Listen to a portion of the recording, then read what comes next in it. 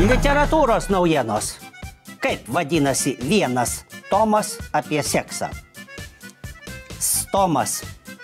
Sauliaus Stomos flirtavimo ypatumai užgožia net tokį klausimą, kas yra šeima.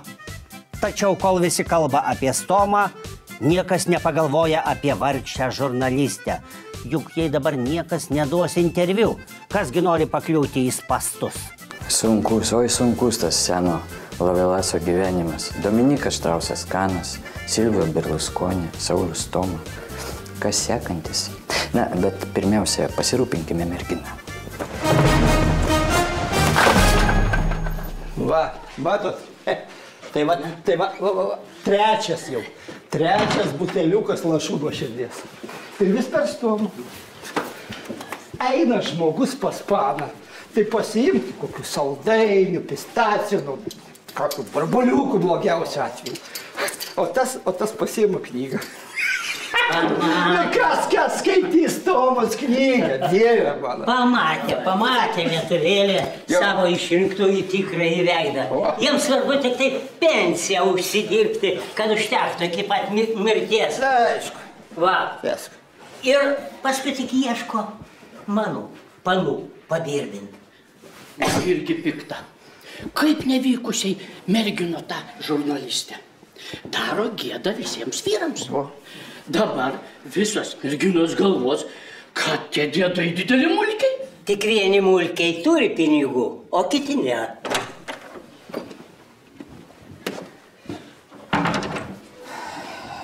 Sveiki, bedarbiai. Labas. O tokie kažkokie įdirgiai atrodot, kaip po geros pirties ar geros diskusijos turbūt apie Stomą kalbėjot. Aišku, apie Stomą, apie ką daugiau kalbėsiu. Visi dabar apie Stomą. Antra krizės banga jau čia pat. Eksportas nedidėja. Šildymo sezonas beldžiasi į radiatorius, o visi tik apie Stomą ir apie Stomą!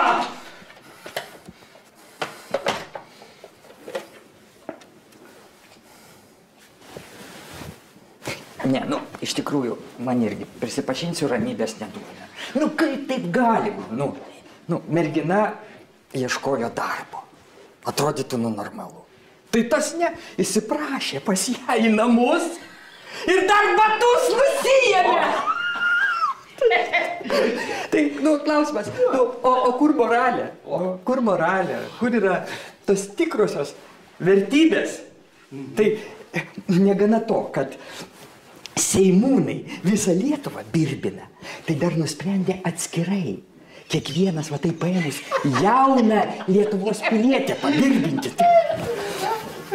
Bala nematė, kad tas senas gašlūnas užsimanė jaunos mergičkos. Juk šviežesni produktai yra skanesni. Na bet kasgi šitaip mergina paneles?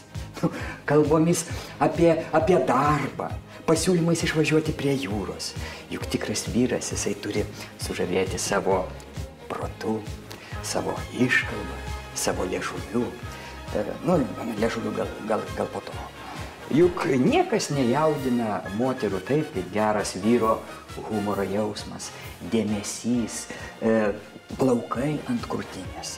Ar nors vieną iš šių trijų savybių pademonstravo Stoma? Atsakau, ne, Stoma nepademonstravo. Šitas mulkis užtraukė didelę gėdą ant visų Lietuvos ir gal net ne tik Lietuvos vyrų. Tai ko norėt, kad dabar merginos nori?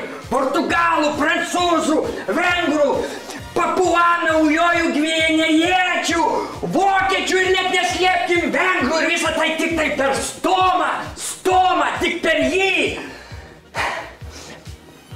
Nebūsima didelė pensija vilioja moteris. O... Labą dieną. Aš ieškau darbo. Turbūt intimaus nesiūlyti. Ne, Stoma jau siūlė, aš atsisakiau. Protingas atsakymas. Stebėtinai protingas atsakymas. Kokios žalios jūsų akys?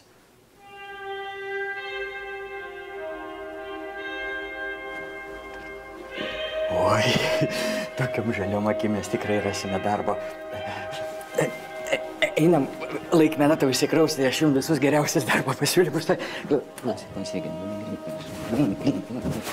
Va, tai kuo mes čia baigiam? Dėl darbo. Žalios akys, žalias darbas. Pajuokavau. Galiu pasakyti, kad mokslininkai yra nustatę, kad žmogus žmogų pajunta per kelias sekundės. Va tai va jie nustatė. Aš tiesiog norėčiau, kaip čia dabar jums pasakius, sužinot, kas čia tarp mūsų mergasi ir, sakykim, kurią kryptim mes judam. Na, aš judu darbo ieškojimo kryptim. Taip, teisingai. Darbas. Per mane net Seimo nariai ieško padėjėjų. Taip, aš galiu rasti darbą Briuselė. Man nemotais prezidentūrai. Galiu surasti darbą prezidentūrai. Svarbiausia, kad šalia manęs būtų tokia, dėl kurios verta stengtis. Tai konkrečiai kas nors yra?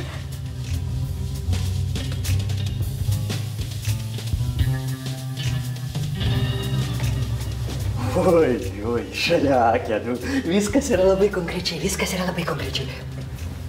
Sėskit šalia manęs, prašau. Bet visiems darbams taikomas toks bandomasis periodas. Prie jūros. Ką jūs veikiat savaitgalį? Bet aš iš tiesų ieškau darbo, aš esu psichologiją baigus. Tuomet nežinot, kad yra labai svarbu bučinys. Suprantat, per pirmą bučinį kūnas paskleidžia DNR, tas DNR susipainioja tarpusavį ir tada kūnas supranta, kaip jis, reiškia, jaučia vienas kitą ar nebejaučia. Žmogui, ar patinka ar nebepatinka, reikia pasibučiuoti. Galbūt, bet... Kas bet? Bet labiau reikia darbo. O taip, darbo reikia. Vakar buvo atėjęs senas darbo biržos direktorius. Tai šūdais apsimėtėm. Tai nesmagu dabar. Mano žmonos charakteris bjaurokas. Užjaučiu. Pas mus tik ūkiniai santykiai. Tai sakau, gal galėčiau užeit pas jūs. O kaip dėl darbo? Taip, darbas. Svarbiausia yra darbas. Mes apie darbą tik apie darbą kalbam. Aš turiu darbą. Aš liksiu dar vienai kadencijai. Aš po to būsiu išrinktas į Briuselį ir tenai gausim tokias išmokas. Mums abiems užteks visam gyvenimui. Einam į kambarėlį greičiau. Į kambarėlį. Direktoriau, jūs filmuoja. Filmuoja?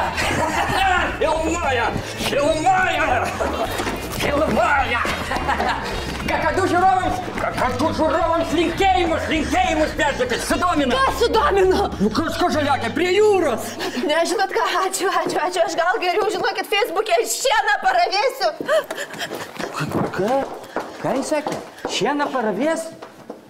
Facebook'e? Kas Facebook'e šieną rai? Palauk, žaliakė. Taigi įsiaiškinsim, pas Rūtą laidoj viską. Palauk, sustok.